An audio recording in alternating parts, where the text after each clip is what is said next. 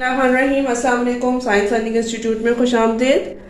Last 2 videos में आप law of exponent जान रहे हैं और एक वीडियो हमने ये भी बताई है कि एक्सपोनेंट क्या है, इसके और क्या नाम है और इसको किस तरह से रीड करते हैं।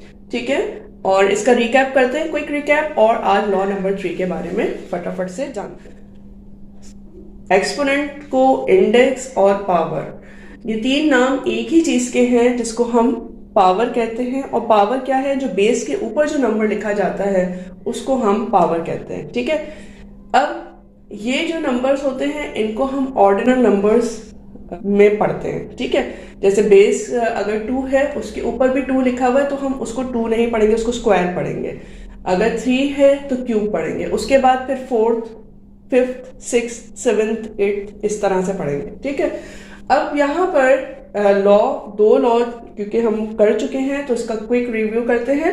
लॉ नंबर 1 जो है वो आपको डिफाइन कर रहा है कि जब बेस सेम हो और बीच में मल्टीप्लाई करना हो और उनके जो है वो एक्सपोनेंट अलग अलग हो तो हम क्या करेंगे? बेस सेम है तो हम बेस को सेम लिखेंगे, इनके जो एक्सपोनेंट्स हैं उनको हम प्लस कर देंगे। ये आपका लॉ नंबर 1 है। जब मल्टीप्लिकेशन होगी सेम बेसिस के दरमियान, पावर्स अलग होंगी तो पावर प्लस हो जाएंगी, बेस सेम रहेगी। लॉ नंबर 2 में सेम चीज है, डिवीजन हो रहा है। ठीक है, यानी बेसिस सेम है और इनके एक्सपोनेंट अलग अलग हैं और डिवीजन हो रहा है तो हम क्या करेंगे कि हम बेस सेम रखेंगे और इनके जो नंबर्स हैं वो हो जाएंगे सबट्रैक्ट। ठीक, मल्टीप्लिकेशन में होंगे ऐड, एक्सपोनेंट्स ऐड हो जाएंगे और डिवीजन में एक्सपोनेंट्स सबट्रैक्ट होंगे। अब लॉ नंबर 3 क्या है ये हम जानेंगे आज की वीडियो में और इसके साथ मैं आपको इसका एग्जाम्पल के साथ इसको डिफाइन करूंगी ताकि आपका कॉन्सेप्ट जो है वो बिल्कुल क्लियर हो सके।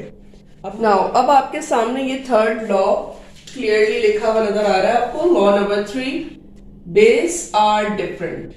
x और y ये बेस है, ये डिफरेंट है, इनके एक्सपोनेंट्स क्या है? सेम है और बीच में ये डॉट शो कर रहा है कि ये दोनों जो बेसिस है वो मल्टीप्लाई हो रहे हैं। ठीक है, तो इसको हम कैसे सॉल्व करेंगे? इसको हम ये सॉल्व करेंगे कि ब्रैकेट में हम x और y को कर देंगे मल्टीप्लाई और क्योंकि दोनों की जो एक्सपोनेंट्स हैं, जो इंडेक्स है वो सेम है तो ब्रैकेट के बाहर जो है वो सेम इंडेक्स लिख देंगे। ठीक है, तो ये इंडेक्स जो सेम होता है ये शो करता है कि मल्टीप्लिकेशन इसकी भी है और ये इसकी भी है, यानी ये जो इंडेक्स है वो इसका भी है और वो इसका भी है और ये दोनों आपस में हो रहे हैं मल्टीप्लाई। अब इसको एक जो है हम आगे एग्जांपल से सीखते हैं तो ये आपको जो लॉ है ये आपका क्लियर हो जाएगा इसका कॉन्सेप्ट। ठीक है, तो एग्जाम्पल लेते हैं साथ में।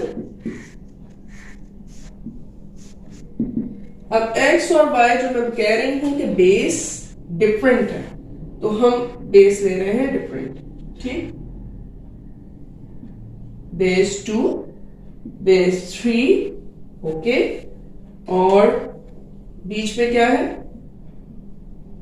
डॉट है जो कि मल्टीप्लिकेशन के साइन है। बेसिकली मल्टीप्लाई हो रहे हैं और इनके इंडेक्स जो है ये पावर जो है वो इनकी सेम है।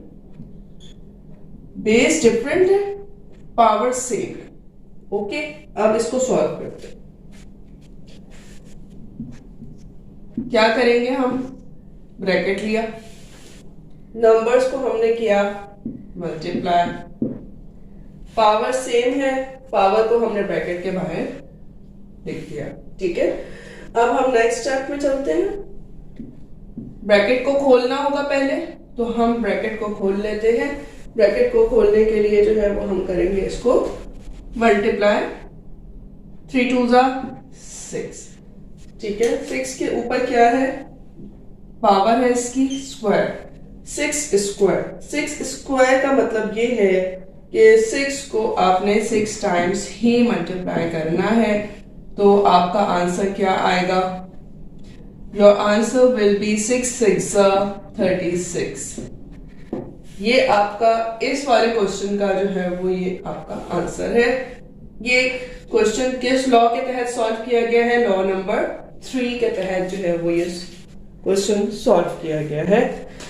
होपफुली कि आपको ये क्लियर हो गया होगा कि किस तरीके से ये किया गया है। बेसिस आपकी डिफरेंट हैं और पावर आपकी सेम है, बीच में है मल्टीप्लिकेशन, तो आपने ब्रैकेट में मल्टीप्लाई करना है, पहले पावर बाहर सेम रखनी है और फिर जब मल्टीप्लिकेशन हो जाएगी तो पावर के हिसाब से आपने जो भी पावर है उतने टाइम्स आपने मल्टीप्लाई करके आंसर लेकर आना है।